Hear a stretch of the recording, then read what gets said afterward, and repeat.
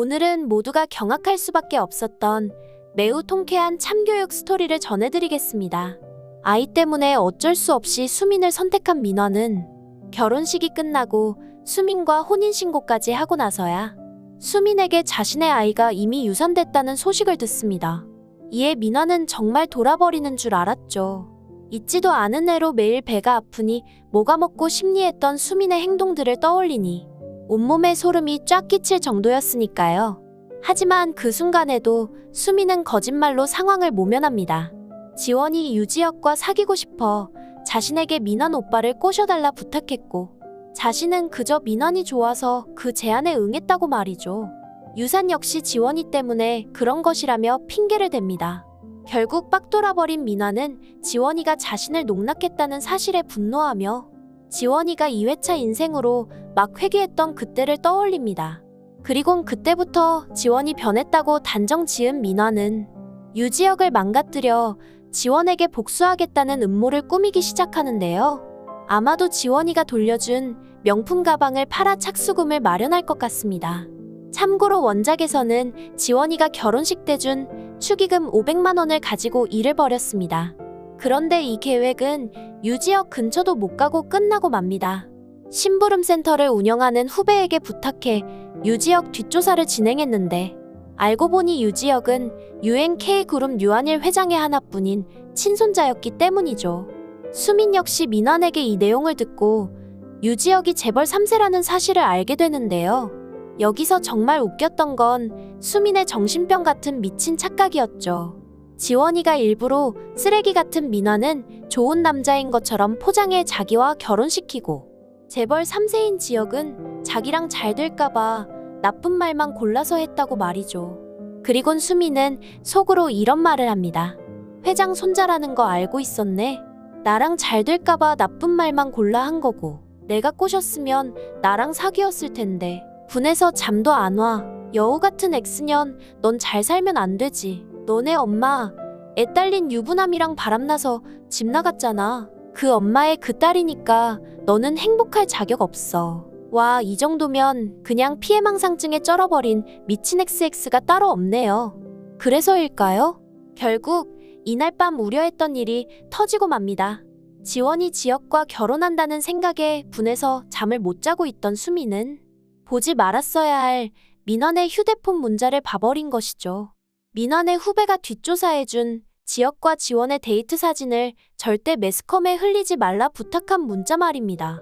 하지만 수민이 그걸 보고 가만히 있을 턱이 없겠죠. 입술을 실쭉 올리며 쳐웃기 시작하더니 인터넷 커뮤니티 게시판의 익명으로 다음과 같은 글을 올리기 시작합니다. 재벌 3세와 불륜녀의 파렴치한 행각을 고발합니다. 저는 20대 후반 세대이고요. 너무 억울해서 글 씁니다. 10년 넘은 소꿉친구가 저를 폭행하고 유산시켰거든요. 그 친구의 악행은 이뿐만이 아닙니다. 어느 날 재벌 3세를 꼬셔야겠다고 하더라고요. 그리고 당시 남자친구를 떼어내기 위해 저를 이용했어요. 남자친구랑 바람 피워달라는 부탁까지 했고요. 와, 이 정도면 수민이는 진짜 용서가 안 되겠네요. 우리 그냥 수민이는 저 세상 보내는 걸로 끝내버리는 걸로 하죠. 굳이 교도소에서 천수 누리며 편안하게 살게 할 필요가 있을까요? 어차피 감방을 가도 갱생도 안 될 인간이니까요. 아무튼 수민의 이런 X같은 빌런 짓으로 지원과 지혁은 공경에 빠지고 맙니다. 하지만 지원이가 누군가요? 지원은 자신이 걱정돼 달려온 지혁을 위해 곧바로 수민을 참교육시킬 계획을 세웁니다. 자신과 지혁의 관계를 더 부각시켜 일을 더 크게 벌이는 것이었죠. 이를 위해 지원은 수민에게 전화를 걸어 해당 글을 지워달라고 애원하듯 부탁합니다. 그러자 자신이 주도권을 잡았다고 생각한 수민은 지원이 삭제 조건으로 3억을 제시하자 5억을 주면 지워주겠다고 말합니다. 정말 미친 또라이 짓을 벌인 것이죠. 한편 지원은 액수가 너무 크다며 계좌로 못 보내니 현금으로 주겠다고 말합니다. 또한 박민환이 자신이 보는 앞에서 사진을 삭제해야만 5억을 주겠다는 조건을 제시하죠. 결국 돈에 환장한 민환과 수민은 지원이 던진 미끼를 덥석 물고 다음날 자신들이 죽을 자리인지도 모른 채 지원을 만나러 갑니다. 이 일로 지원이가 조만간 지혁에게 차이고 회사에서도 잘릴 거라는 행복 회로를 돌리면서 말이죠. 하지만 민환과 수민이 도착한 장소는 지원이 기자들을 잔뜩 불러놓은 생방송 기자회견 장소였죠. 이어 민환과 수민은 순식간에 몰려든 기자들이 자신에게 플래시를 터뜨리며 사진을 찍어대자 당황하기 시작합니다. 지원이 기자회견을 자청했을 거라고는 꿈에도 생각 못했으니까요. 잠시 뒤 기자회견이 열리고 지원은 수민과 민환 사이에 있었던 일들을 사실 그대로 모두 털어놓습니다. 박민환과 결혼을 약속했지만 결국 파혼을 했고, 그 이유는 시댁에서 강요한 아들 출산과 친아버지 제사 불가 등 여러 가지 무리한 조건을 제시했기 때문이었다고 말이죠. 그리고 유지역 옆집으로 이사를 가게 된 이유는 강희연이 대신 밝혀줍니다. 박민환의 지속적인 스토킹 때문에 지원이 이사를 하게 된 것이라고 말이죠. 이처럼 상황이 민환에게 매우 불리하게 흘러가자 수민은 자신만이라도 여기서 도망쳐야겠다고 생각합니다. 그런데 겨우 생각해서 한다는 말이 이거였죠. 내 아이는 왜 유산시켰어, 지원아. 내가 얼마나 원했던 아이였는데. 와 이때 수민이 눈물까지 흘리면서 연기하는데 진짜 이 여자의 사악함을 모르는 사람은 그냥 다 넘어가겠더군요. 하지만 지원이는 수민이가 그렇게 행동할 것이라는 걸 모두 예측하고 있었죠. 전 정수민 씨를 유산시킨 기억이 없습니다. 그러자 수민은 기회가 이때다 싶었는지 발작 버튼을 누릅니다. 모르는 척하는 거야? 적어도 사과는 했어야지.